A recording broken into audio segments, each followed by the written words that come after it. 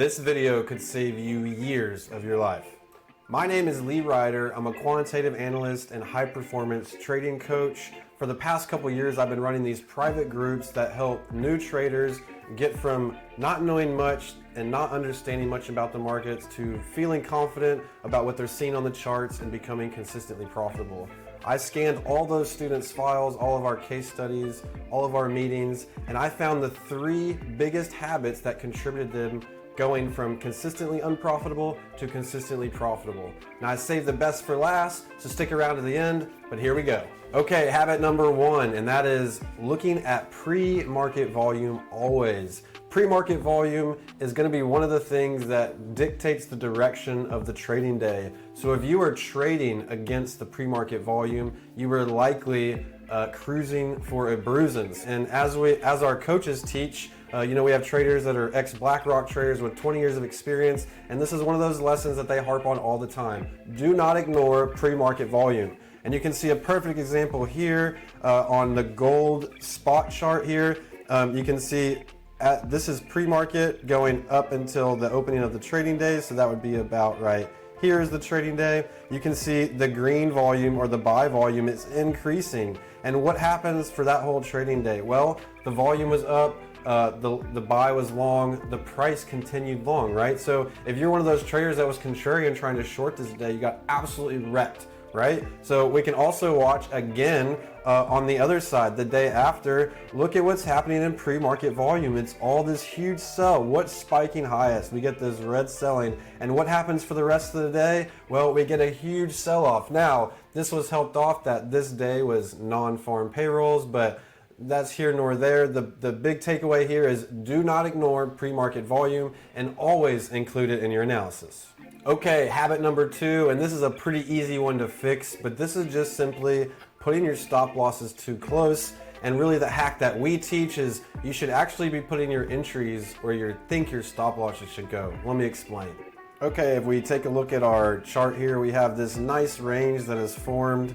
We have the gold price that moves up. And we've formed in this tight, nice range here. We've had lots of touches here off the top, some touches off the bottom. So right here at the edge of the chart on the right here, it is a great time to be looking for a short trade back to the other side of this range and potentially even further back down to this even lower area, right? This 1944. Now, you have to remember a couple things. Now, this is a great trade and it's going to be a great setup and it is going to resolve to the downside, but you have to first think about a couple things. We are trading gold here, so gold is a huge market with lots of huge players. So you have to think about when you place an order to buy, let's say, $10,000, $100,000 worth of gold on the open market, your order will get filled like nearly instantly, right? But let's say you need to deploy like $1 billion, right? Well, that gets much harder because you face a liquidity problem. So what is very common in large markets like gold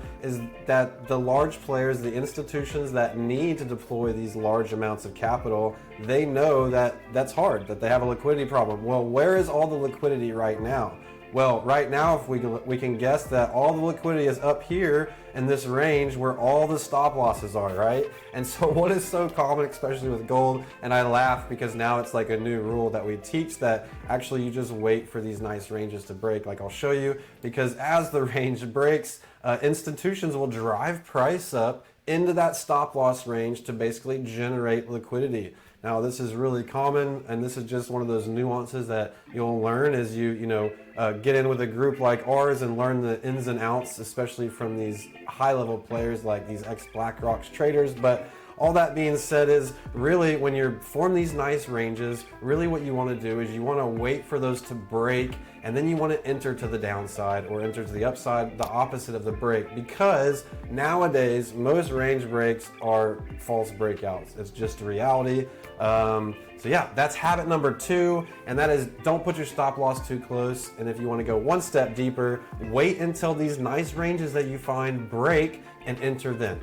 Okay, habit number 3, and this is really a big one, which is why I saved it for last. And this is the habit of continually reviewing your edge to make sure that you still indeed have edge. Now, what do I mean by edge? Well, edge is demonstrated performance in the market. So I mean like the statistics on your trading strategy. Now, it's the one reason that I really harp against price action strategies, because it's really difficult without very intense rules to get good statistics on that. And that's why I'm an algorithmic trader, and I tend to prefer mechanical systems because I can go back through time and verify that they do and perform like they're supposed to, just like this. Now, with that being said, the first step is to know that you have good edge like you're seeing. The second thing is to act on it. So here's a POV of us day trading the gold market using this exact system.